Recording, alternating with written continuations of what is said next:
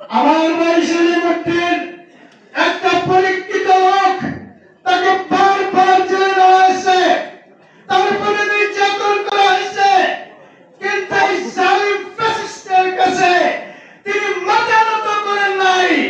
আজকে আল্লাহ তাকে বাঁচিয়ে রেখেছে এবং এইগুলা পরিবাসী বেনিবাসীর জন্য আসলে সেলিমউদ্দিন একটা নিয়ামত।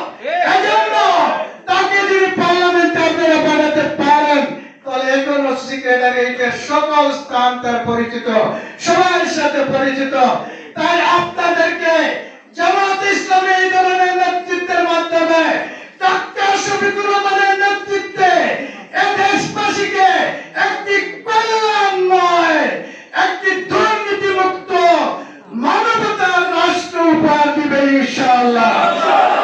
আমরা এই গোলাপগঞ্জবাসীর পক্ষ থেকে আমি আপনাদেরকে অনুরোধ করছি, আমাদের কেন্দ্র সেক্রেটারি জেনারেলকে আমরা অনুরোধ আমি জানাচ্ছি, আমাদের ক্যান্ডিডেটকে আমরা জানাচ্ছি, এই দায়িত্বশীলা প্রয়োজনে তাদের জান দিবে, তাদের মাল দিবে, সন্ত্রাসীদের বিরুদ্ধে প্রতি সেন্টারে টিকে রেখে অবশ্যই সবাইকে বুঝিয়ে সেন্টারে সেন্টারে বিজয় সিনিয়রের শফিক সেলিমউদ্দিন ভাইকে বিজয়ের মালা